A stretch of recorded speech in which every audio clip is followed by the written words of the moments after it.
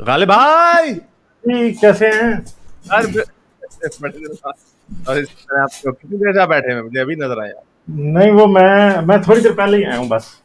तो ये जो आज बात, हाँ जी, क्या क्या क्या क्या कहना चाहेंगे मैं सर आप? कह रहा हूँ ये जो बात जो भी ह्यूमन भाई ने पॉइंट आउट की है, मैं समझता हूँ कि ये बेसिकली ये ये रिलीजियस अंडरटोन्स इसकी होती हैं। चाहे क्रिश्चियन हो, चाहे मुसलमान हो, मुसलमान गजवा हिंद का इंतजार करते रहते हैं। हिंदू जो है वो अखंड भारत का इंतजार कर रहे हैं, क्रिश्चियन जो है वो आर्मागेडन का इंतजार कर रहे हैं। ये रैप्चर सब कुछ, रैप्चर हाँ, रैप्चर। रैप्चर। हाँ, मतलब अब ये बात है कि ये सारे इसी तरह, और मैं समझता हूँ कि जो भी बंदा इस तरह की जो है ना वो एक सब कुछ जलने के बाद नई दुनिया बनने की बात करता है, वो असल में वो डॉगमा ही से कर सकता है। अब एग्जैक्टली। जैसे एक बात है जी, ये कहते हैं जी अखंड भारत बन जाए, मुझे बताएं जी, नॉर्थ कोरिया और साउथ कोरिया में कितना का पावर डिफरेंस होगा अगर कन्वेंशनल वार की बात की जाए तो? Not a lot I think. नहीं सर, बहुत ज्यादा। वो 1960s के जहाज उड़ा रहे हैं अभी तक, और वो उनमें से भी ओह आधे नहीं। Yes sorry.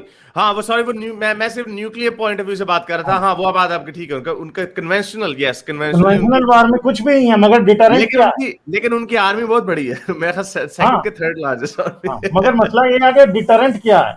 न्यूक्लियर डिटरेंट है। मतलब मैं तो कहता हूं कि इनको बैठ के प्रार्थना करनी चाहिए, भगवान से दुआएं मांगनी चाहिए कि पाकिस्तान कभी डिसइंटीग्रेट ना हो। और हम, मैं भी यही करता हूं। मैं मतलब मैं नहीं चाहता कि पाकिस्तान कभी भी किसी ऐसी सिचुएशन पे पहुंचे जहां पे, क्योंकि न्यूक्लियर क्राइसिस आ गया तो उसको छोड़े। कौन सी फौज उसको संभालेगी? सर उसको छोड़े ना। वही तो मैंने भी इनको बताया ह्यूमन बीइंग जी को। मैंने कहा ये कितना अहमकाना सा ख्वाब है कि 2025 में पाकिस्तान खराब हो जाए, हाँ, तो मौलवी हाँ, आके बैठ जाए, उसके हाथ में बम आ जाए। हाँ, 1 करोड़ जहादिया उन्होंने बैठा हुआ, उन्होंने तो कस्बा हिंद चढ़ा देना। फिर की करोगे तुसी? हाँ। मतलब खादम हुसैन रिजवी अमेरिका का से कोई चेला, ये शहीद से अलवी जैसा कोई वजीर आजम बन जाए, सर वो तो चला देगा। अमेरिका से सर अमेरिका से इराक की कितनी पॉपुलेशन थी? मेरा ख्याल 10 मिलियन 12 मिलियन इराक की पॉपुलेशन थी। बिल्कुल, कुछ ज्यादा उनसे नहीं। अमेरिका की सुपर पावर से उनसे 10 मिलियन की पॉपुलेशन कंट्रोल ली। उसमें 10 मिलियन में से 1 मिलियन लोग जाती होंगे। वो उनसे 10 22 लाख करोड़ उनसे वोटिंग काबू नहीं वाले, हुए। 22 करोड़ पाकिस्तान की वोटिंग वाले। पाकिस्तान की 22 करोड़, ये तो वो कीड़ा है, ये तो वो सांप है। यानी एक मजहबी जज्बा जो होता है, ये तो एक वो चीज सांप है। इसको बड़ा छेड़ने का तरीका होता है। ये यहाँ पे ख्वाब देख के बैठे हुए हैं 2025 में पाकिस्तान डिसइंटीग्रेट हो गया। पाकिस्तान डिसइंटीग्रेट हो गया। आर्मी की बुराइयां करते हैं ये। आर्मी हो भी गई तो आर्मी में ये आर्मी जैसी भी है, इसने उसको रोका हुआ है। अच्छा। अच्छा, वो मैं जो बात बात यही है कि देखें जी, मैं समझता हूं कि हम जैसे आप और मैं बात करते हैं, और भी जितने हमारे दोस्त हैं वो बात करते हैं, वो हमेशा ये बात करते हैं पाकिस्तान और इंडिया के दरमियान पीस होना चाहिए। ये बात नहीं करते कि जी पाकिस्तान को तोड़ दो, तो ये कर दो, तो वो कर दो। मैं समझता हूं जो बेवकूफ़ी पिछले 70 साल से पाकिस्तान बार बार करता आया, अब इंडिया भी वही करना चाहता है असल में। और ये जितने अखंड भारत वाले और भक्त जितने उठे हैं ना, ये सारे के सारे यही समझते हैं कि जी पता नहीं इन्होंने कुछ जीतना है। आज की डेट में सबसे बड़ी विक्ट्री ये है कि आप प्रोग्रेस करें, आप पीसफुल हों, आप रिलीजियस डॉगमा को छोड़ें। और ऐसे लगा कि मैं कभी इमेजिन भी नहीं कर सकता था कि इंडिया को जाकर 21st सेंचुरी में भक्तिज्म का जो है ना वो लगेगा, जो है ना दोबारा से रिवर्स गियर लगेगा। आप देखें कि जी अब ये लोग भी भक्तवादी, भक्तगर्दी, भक्तरिज्म इन्होंने भी शुरू कर दिया है। मुसलमानों ने तो बड़ी देर से टेररिज्म शुरू किया था, अब ये भी उसी लाइन पे चल पड़े हैं। तो यार कोई होश के नाखुन लो। हम तो कहते थे इंडिया आगे जा रहा है, तो दिन ब दिन एहसास ये हो रहा है कि ये तो पीछे जा रहा है। वो इस तरह तो रिवाइवलिज्म सर, ये रिवाइवलिज्म की वजह से हुआ है ये जो। इसीलिए तो मुझे इससे बड़ी चिढ़ होती है जब ये लोग अपने पुराने, जिनसे कोई इनका रिलेशन नहीं है, we are proud of our हाँ, एंसेस्टर्स। ये जो एंसेस्टर्स का जो कीड़ा इन्होंने डाला हुआ है, तो वो एक अजीब किस्म का फेक प्राइड डाल देते हैं। और ये कंपेयर किससे करते हैं कि पाकिस्तान अरब में अपने एंसेस्टर ढूंढ रहे हैं, तुर्की में अरब। तो ये हम तो कम से कम अपने खित्ते से ही हाँ, एंसेस्टर ढूंढ रहे हैं। ओ भाई, एंसेस्टर आपके नंगे पैर घूमते थे, अपनी पिठियां जो है पत्थरों के साथ साफ करते थे, पत्तों के साथ साफ करते थे। इसमें क्या? तो उस वक्त के लोग थे, उनकी उस वक्त की सोच थी। क्या इसमें? बस बस ये एक अजीब किस्म का इन्होंने कॉन्सेप्ट रखा। और ये अखंड भारत का बड़ा, देखिए अखंड भारत के, ये आपके इसके बारे में क्या ख्याल है? मैंने कहा जो अखंड भारत अगर होता भी है, लेट्स जस्ट से ना, क्योंकि borders evolve all the time, I have no emotional attachment with anything, I am a globalist. So अगर सब कॉन्टिनेंट कभी यूनाइट भी होता है तो उसको सेकुलर लोग यूनाइट करेंगे ना। हाँ, अगर हमारे, मैंने भी यही बताया कि अगर हमारे यहाँ पर लेट्स से इस्लाम की कमर टूट जाती है पाकिस्तान में इन 60-70 ईयर्स, 50-60% और आइदर एथिस्टिक और यू नो और जो रह गए उनको भी कोई इतना इंटरेस्ट नहीं है, इमेजिन दैट। तो क्या वो अगर उस वक्त भारत में ये अखंड भारतीय चल रहे हैं जो भक्त फिर रहे हैं जो कह रहे हैं हमारे एंसेस्टर्स तो हम तो विमान बनाया, ये गाँव मूत्र पियो वगैरह वगैरह, उस वक्त के जो होंगे गोबर रेडिएशन पाकिस्तानी से बचाता है जी, गोबर रेडिएशन से बचाता उस वक्त, हाँ वो गोबर चिप बनी हुई है, है। वो हाँ, उस वक्त के लोग इनको देख के वो तो कहेंगे दीवार दीवार लगाओ, यहाँ पे बाढ़ लगाओ, मुझे हमने नहीं इधर जाना। सो उस वक्त भी अगर इंडिया भी वहां पे भी लोग सेकुलर होंगे, सेकुलर लोग इकट्ठे होंगे ना जो साइंस को मानेंगे, जो फ्यूचर की तरफ देखेंगे, जो ग्लोबलिस्ट होंगे, जो लोगों में डिस्क्रिमिनेशन नहीं करते होंगे, तो दैट इज द मजे की बात। ये जो अखंड भारत के ख्वाब देखने वाले हैं वो वही सबसे बड़ी रुकावट है अखंड भारत के रास्ते में। यही बात है।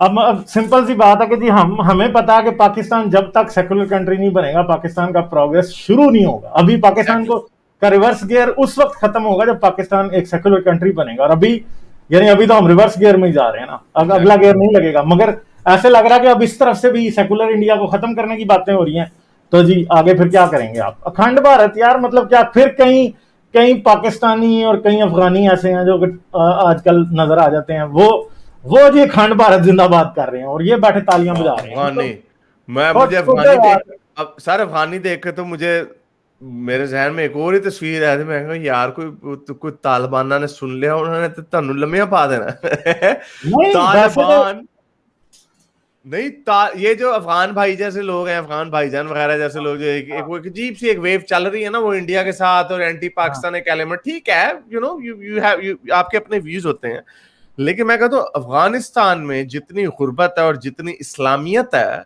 इस्लामिज्म है, वो तो कभी, वो तो काफर से ये, लेकिन उसी तरह की अनहोली अलायंस है जिस तरह पाकिस्तान की चाइना के काफरों के साथ चाइना के साथ, दोस्ती हाँ। है। यानी और उन्होंने लम्या पा देना, तो ये कभी उसके साथ नेचुरली, जब तक इस्लाम है तब तक ये लोग इकट्ठे नहीं हो सकते।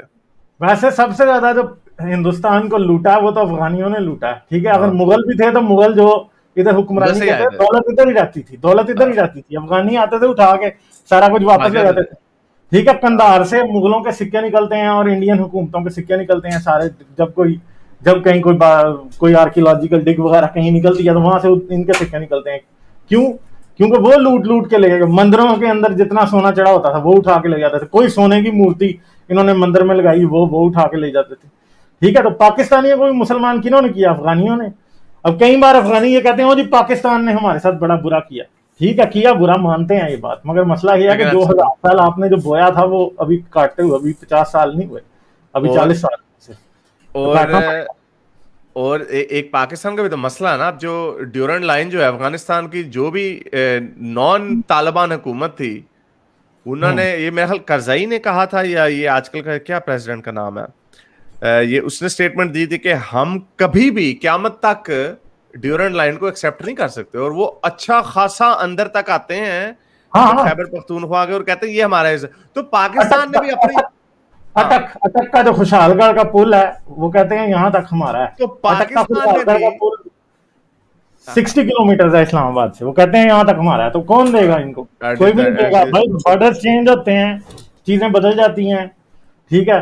पाकिस्तान अगर एक बॉर्डर पे खींची हुई लकीर है, नया मुल्क बन गया, पाकिस्तान भी टूट सकता है, इसमें कोई वो नहीं है, टूट सकता है। सारी बात है कि अगर गर्ल्स लाइन पे जाएंगे टूट सकता है, और इंडिया भी टूट सकता है, इसमें कोई वो हैरानगी वाली बात नहीं है। अगर आप पूरी हिस्ट्री भरी हुई है, पूरी हिस्ट्री भरी हुई है ना ये। जब अब जिस तरह हम लोग देखते हैं, मैं तो ये देख के वो एक पूरी एक सैसनेड एम्पायर की और पर्शियन एम्पायर्स की मैं देख रहा था, किस तरह evolution from the time of Cyrus the great से होके, यानी वो किस तरह वो बदलता रहता है। हालांकि ईरान की ज्योग्राफी जो है वो बड़ी माउंटेन से सिक्योर्ड है, एक तरीके की नेचुरल बैरियर्स है। हमारे तो इधर बैरियर्स अब ऊपर हिमालय में तो है, लेकिन इधर पंजाब के प्लेन्स और डेजर्ट वगैरह और अफगानिस्तान तक जाते हैं। लेकिन उसके बावजूद आप अपने मौर्य डायनेस्टी वगैरह से लेके सारे एंड तक लाएं, मुगल तक लाएं, गोरों तक लाएं, बॉर्डर्स कॉन्स्टेंटली इवॉल्व हो रहे हैं।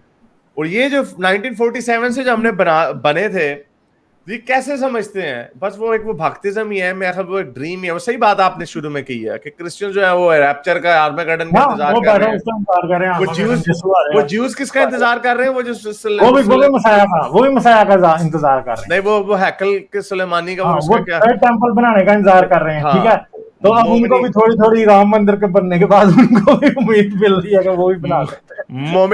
मोमिनीज अपने इमाम मेहदी का इंतजार कर रहे हाँ, हैं। हाँ, ये और अखंड भारत। पता नहीं, अब बुधा वाले भी सोच रहे होंगे कि बुधा वापस आएगा कि नहीं, अब ये सोचने की बात है। मैं मतलब मुझे पता नहीं है वैसे, हैं ये भी कोई हो सकती है बात, मगर इशू ये है कि ये सब डॉगमा है, और जितने भी ये लोग हैं जो इस तरह की बातें करते हैं, वो भाई होश के नाखून लो, को समझो थोड़ी बात को। अब आप वो बातें कर रहे हैं जो आज से 100 साल पहले रेलिवेंट नहीं नजर आती थी, आज वो अब आप समझ रहे हैं कि वो रेलिवेंट नजर आएंगे। ऐसे नहीं होगा, आपको समझना पड़ेगा चीजों को। और ये जो आप आग जला रहे हैं ओवर रिलीजियोसिटी की इंडिया में, इसका रिजल्ट पाकिस्तान से डिफरेंट नहीं निकलेगा। ये आज आप हमारे लफ्ज लिख लें, 10 साल बाद ऐसा ही हो। क्योंकि ट्राइबलिज्म है, ये ट्राइबलिज्म है। और नहीं सर, बड़े लोगों को नजर आता है ये हो रहा है। ऐसे ही नहीं बाकी दुनिया के लोग, ये ऐसी आहिस्ता आहिस्ता सी आग लगा रहे हैं कि जो पास बैठे हुए हैं उनको ये जो आग से जो सेक निकल रहा है, ये उसको वार्मथ लग रही है। ये बात में इन्हें पता चलेगा, ये जलेंगे इस आग में। मेरे इस नेक काम को जारी रखने के लिए मुझे पेपैल या पेट्रियन पे जरूर सपोर्ट कीजिए, ताकि मैं अपना पैगाम ज्यादा से ज्यादा लोगों तक पहुंचा सकूं।